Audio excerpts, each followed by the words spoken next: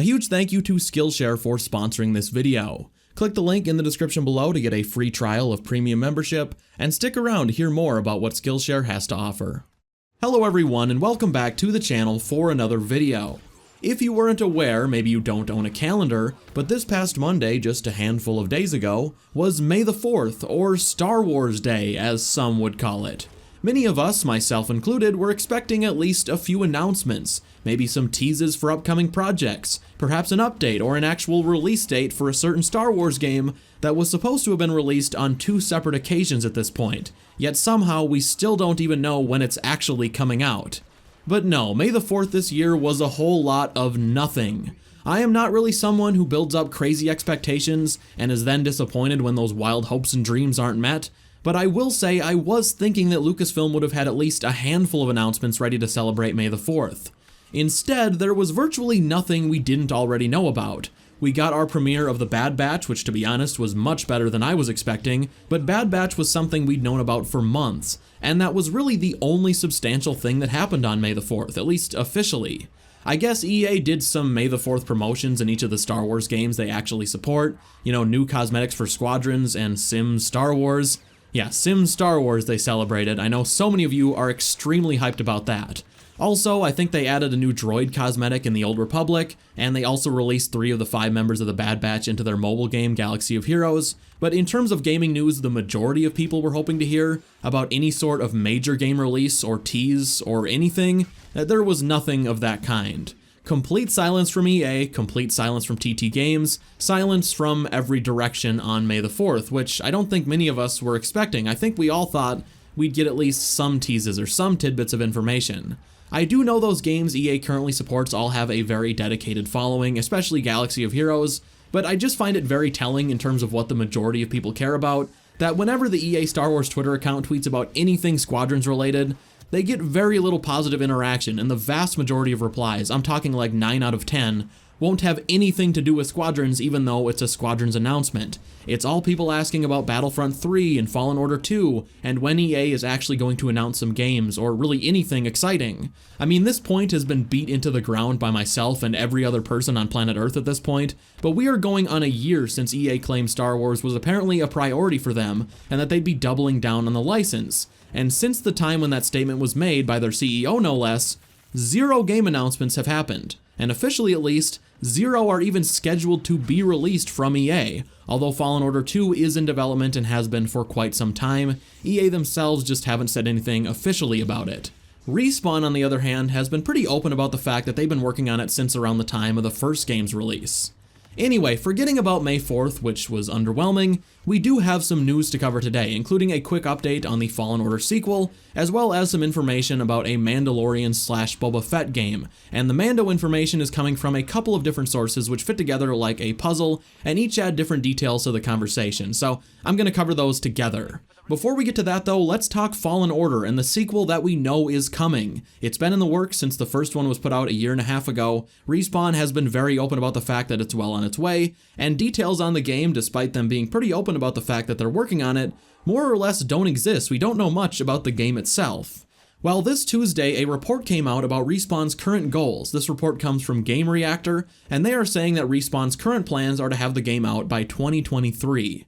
They don't specifically say that Respawn is going to release it in 2023. I keep seeing people who are re-reporting this saying that they do. The report direct from the first source is just saying that Respawn wants it done by 2023 at the latest. A little over a year ago, Bespin Bulletin, who is extremely reliable, I don't know that he's ever put out a scoop I've personally seen that's ended up being wrong, but he put out a report that the sequel would be releasing in fall of 2022, and I think that's what most of us would have expected. 3 years after the original, it's been in the works since before the first game even came out, at least from what I've heard, and unless the sequel is planning on being a much bigger game than the first one was, a 3-year gap between games of this type seems pretty reasonable. When it comes to the release of the game, the way I see it at least, these two reports, of one saying fall 2022 and the other saying by 2023, they really don't contradict each other at all. In fact, they mesh together pretty well. Like I said, it was over a year ago when Bespin Bulletin put out the report that Respawn planned to have the game out in the fall of 2022. However, the year that followed that report, 2020, was anything but ordinary, and almost every industry had to adapt, and a lot of projects were thrown off schedule. Now, as of this week, we're hearing that Respawn is planning to have it out by 2023. Not necessarily in 2023, but by 2023. And I just said 2023 like 45 times. The wording of the report makes me feel like they're still shooting for their originally scheduled release, fall 2022, but at least are being a bit realistic in considering certain delays, and are being a little more flexible with that until they get a better idea of whether or not fall of next year is still going to end up being possible with the delays from everything that happened last year. Obviously, we don't want a bug-ridden game being pushed out, but at the same time, I know I would much rather have the game next year, assuming it's ready, as opposed to having it all the way in 2023. I do have to wonder what exactly EA's roadmap is looking like for the next year, just in terms of the game slate they have planned. I'll be honest in saying that I would bet a lot of money that we will be getting a game from EA this year, one that hasn't been announced and likely will be announced either at EA Play or slightly later in the summer, but I'm betting on EA Play. I could be wrong, but we keep hearing about Battlefront voice actors in the studio doing motion capture and voice work. There are very persistent rumors about a small-scale shooter of some type being in the works, and I'm like 90% sure EA is going to have another smaller game that will be put out around the same time Squadrons was last year. I think until we get Battlefront 3 and some of these bigger games that have been in development are ready to release, they're going to keep doing these like small band-aid games, although hopefully this one appeals to me a little bit more than the last one did. Like Squadrons, I'm sure it's a nice game if you love flight sims, but for me, it just doesn't really appeal to me in terms of like long-term replayability. We'll certainly see soon, as EA Play 2021 is just around the corner, June 12th, I believe, and we should be hearing something then, and if we don't, EA's incompetence just knows no bounds. Moving on, I did want to discuss this Mandalorian game, which is apparently in development. Jason Schreier has hinted at this game in the past, and Jason is absolutely an established guy with plenty of connections. He's a reporter for Bloomberg News, and just a few days back, another well-known leaker, his name is Nick, outright said over on Twitter that yeah, there's going to be a Mandalorian game and it's currently in the works. When it comes to leaks, of course, established leakers can also be wrong at times, but in the case of this one, I mean, I'm not gonna say Mando game confirmed, but I've been hearing about this from plenty of guys who are usually spot on with their leaks and clearly have connections in the industry. And more so than that, a Mandalorian game is just a no-brainer. I mean, the show itself at times, especially in the first season, is structured like a video game already. I mean, you cannot tell me that an open-world Mando game structured like, say, The Witcher 3 would not be the greatest Star Wars game of all time, if done right. Also, I did want to specifically add that Daniel Richtman, who is another pretty well-known and established leaker, had put out a report in his rumor section a few months ago. This is where he lists things he's been hearing in the industry but isn't 100% sure of. In that section, a few months ago now, he listed that he was hearing about a Mandalorian game which was indeed in development with Lucasfilm Games, which makes sense considering everything we're hearing is that this Mando game is not an EA title and will be released after their exclusivity expires. Anyway, not only is Lucasfilm Games the studio finding a developer for the title, the game will feature both Mando and Boba Fett, with each being a playable character at different stages of the game. Worth pointing out, this part is not confirmed, like I said, it's from his rumors section, just things he's hearing, but I definitely did think it was interesting. It lines up with what we're hearing now, and also, if true, it's definitely not what I would have expected from a Mando game. The easy thing to do would be a prequel, just Mando taking bounties, not having to deal with the show and the repercussions of what happens in the show. Flying from planet to planet is a pretty perfect, simple game. I mean, it's kinda, the structure is right there. The only issue with that is, if you do a prequel Mando, you can't really develop the character too much. The Mando we meet in Season 1 is pretty set in his ways, he's an established personality, and if the devs want to tell a larger story with Mando being more than just a player vehicle, there's definitely a limit to what they can do if it's set somewhat close to Season 1. I can definitely see a Mando game being incredibly interesting regardless of where it's set. They just have to get a little more creative with the outside story if it was set before Season 1, but I will admit I would be much more intrigued if the game took place during or after the show. The cool thing about Lucasfilm Games being its own entity again is that games and the stories they tell are probably going to become more and more integrated with everything Lucasfilm is doing with their shows and movies. Anyway, just to be clear, the Boba Fett / Mando part of all that is much less concrete than the rest. Daniel Richtman doesn't get everything right, especially with the rumors he's hearing, but with leaks you just have to take them for what they are.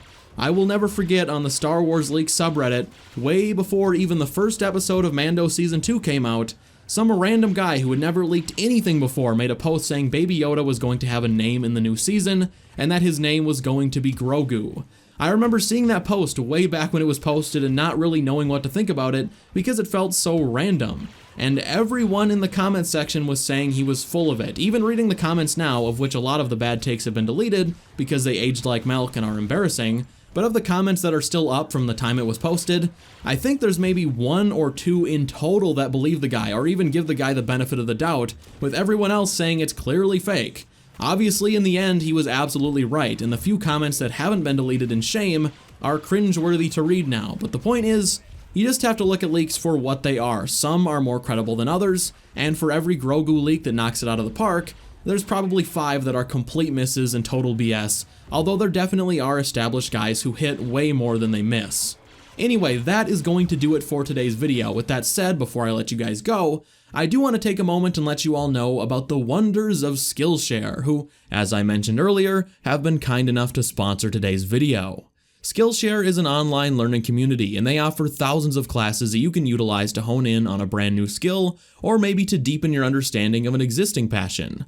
I have worked with Skillshare in the past, and I have personal experience with the classes they offer, and each course I went through far exceeded my expectations. There really is no limit to what you can learn about using Skillshare, but if you have any interest in trying to succeed with online content creation, Skillshare has every possible topic covered. From focused advice on YouTube success to every stage of the video creation process, Skillshare can take you from a state of complete cluelessness all the way to having every bit of the knowledge you'll need to take your first steps. One of the most popular classes currently offered is YouTube Success, hosted by Marques Brownlee, who certainly has the know-how when it comes to succeeding on YouTube. He walks his students through every step of the creative process, and if you're someone who doesn't even know how to begin creating content, but you know you want to, his class is a great jumping off point if the thought of even trying just seems overwhelming. If you'd like to give Skillshare a try, they are incredibly affordable, with a subscription costing less than $10 a month with an annual membership.